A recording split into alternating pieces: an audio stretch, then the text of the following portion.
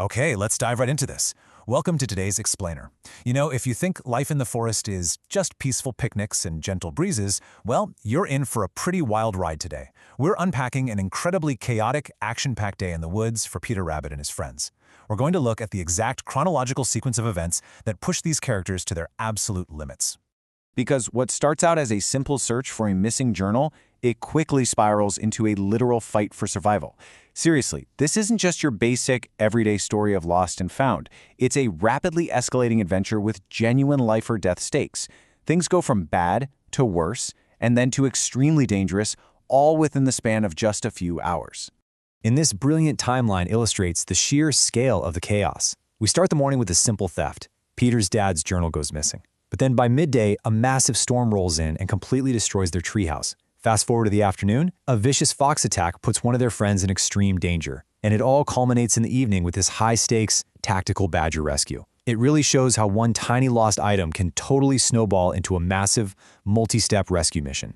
Section 1. The Missing Journal and the Storm.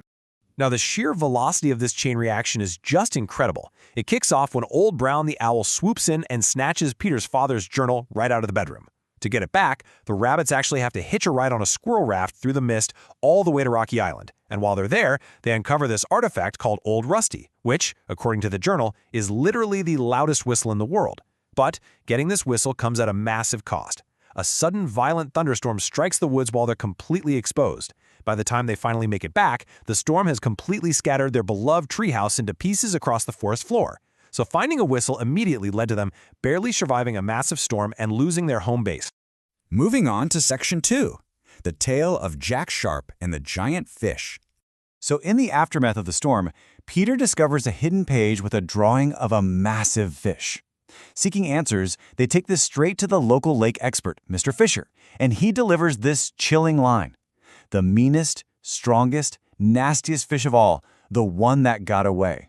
Mr. Fisher explains that this fish, named Jack Sharp, was so immense that even Peter's great adventurer father lost his footing and couldn't reel him in.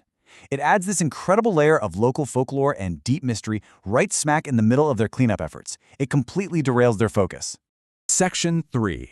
The Double Predator Threat. Fox versus Badger. So, the crucial point here is the dual threat they suddenly face. Let's compare them. On one side, we've got Mr. Tod the Fox. He's cunning, he's fast, and he is specifically targeting Mr. Fisher because he's eager to whip up a delicious recipe for frog's legs. He's a calculated hunter. On the other side, we have Tommy Brock the Badger. He is grumpy, highly territorial, and wildly unpredictable, wandering around with his tin bucket looking for scraps of his stolen roof. Dealing with Mr. Tod is incredibly dangerous on its own, for sure, but throwing an unpredictable badger into the mix, that makes the woods uniquely deadly. You honestly never know who's going to strike next. And the pacing of this double climax is just perfectly chaotic. Mr. Fisher is blissfully unaware of the danger, literally performing ballet by the reeds when bam, he's ambushed by Mr. Tod. The fox captures him and starts setting up for his picnic. But just as all hope seems lost, Tommy Brock stomps in and rudely interrupts the fox's lunch. Now, as a viewer, you get this false sense of security, right? You're thinking the frog is saved by the interruption. But no. In the sheer confusion of the two predators clashing, Mr. Fisher is dropped directly into Tommy Brock's bucket. He goes quite literally out of the frying pan and into a much, much worse trap. Let's move to Section 4 and see how this builds. The Tactical Badger Rescue. Operation Frog Rescue. The procedural ingenuity we see from the rabbits here is just brilliant. For Operation Frog Rescue, since they lost Mr. Fisher's actual fishing rod in the earlier chaos, step 1 is crafting a makeshift rod using just leftover string and a hairpin to act as a hook. Step 2, they absolutely have to distract Tommy Brock and lure him away from the bucket where Mr. Fisher is trapped. Step 3 is the precision drop, lowering that hairpin hook silently from the branches right down into the bucket. And finally, step 4, reel Mr. Fisher up into the trees to safety before that grumpy badger turns around. It requires incredible teamwork and zero room for error. And, you know, the execution of step 2, the distraction, is honestly legendary. Peter boldly declares, "I'm going fishing again, this time for a badger."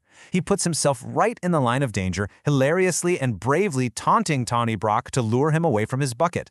This creates the exact window Lily and Benjamin need. They drop their makeshift hook, snag Mr. Fisher's jacket, and reel the frog up to the tree branches just in the absolute nick of time, right as Tommy Brock realizes he's been tricked. So, through sheer tactical teamwork and bravery, they saved their friend and survived an incredibly chaotic day. But it leaves us with a burning question, doesn't it? They found the lost journal, they survived the storm, they outsmarted the fox, and they pulled off an epic heist on a badger. But what about the lake?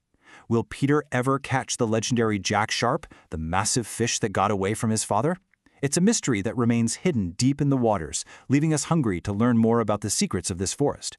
Thanks for joining me on this explainer, and I hope this helped you grasp just how action-packed the woods can really be. Keep learning, and I'll catch you next time.